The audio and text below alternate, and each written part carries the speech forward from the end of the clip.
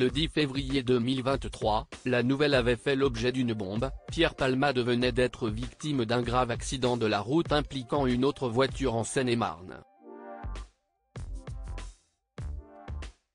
Très rapidement, on apprenait alors que l'humoriste était, en réalité, responsable de la collision avec l'autre véhicule, puisque sous l'emprise de stupéfiants au moment des faits, il avait percuté l'autre voiture de plein fouet avec 3 personnes à bord: Youxel Yacour, le conducteur, Devrim, son fils âgé de 7 ans et Mila, une femme enceinte de plus de 6 mois qui a perdu son bébé suite au choc. Quelques heures auparavant, le comédien faisait la fête dans sa maison à Cergy-en-Bière avec plusieurs personnes. Ce mercredi 7 février, dans le documentaire Pierre Palmade la descente aux enfers Que s'est-il vraiment passé?, diffusé sur W9, Andrea, une proche de la star, qui était présente à cette soirée, fait des révélations glaçantes.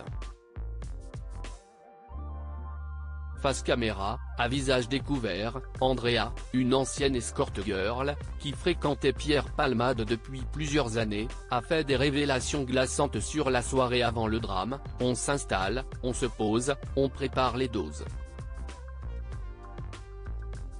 On met de l'alcool sur les tables, même sur plusieurs tables, comme ça partout où l'on va, on trouve de la drogue.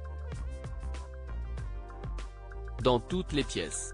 Dans le documentaire, la jeune femme affirme également qu'il faisait la fête depuis plusieurs jours et que le comportement de Pierre Palmade sous l'emprise de la drogue avait totalement changé. On était tous fatigués, lui plus que les autres parce qu'il pousse le bouchon vraiment très loin. À la fin, ce n'était plus Pierre, il devenait fou. Supérieur à Pierre Palmade, Muriel Robin, Michel Larocque, Véronique Sanson. Les femmes de sa vieille affaire Pierre Palmade, la colère de la passagère qui a perdu son enfant alors que Pierre Palmade vit aujourd'hui à Bordeaux et tente de se reconstruire. Ce terrible accident a changé à jamais la vie de la famille qui se trouvait dans l'autre véhicule. Le petit garçon de 7 ans garde de lourdes séquelles, tout comme son père, qui était au volant. De son côté, Mila, la femme enceinte qui a perdu son bébé suite au choc, est incapable de reprendre sa vie d'avant, comme le rapportait Closer, le 2 février dernier. Mila est envahie d'une tristesse infinie et ne parvient pas à se remettre du traumatisme. Le jeune femme de 29 ans est encore très animée par la colère, et déclare que Pierre Palmade a tué sa fille.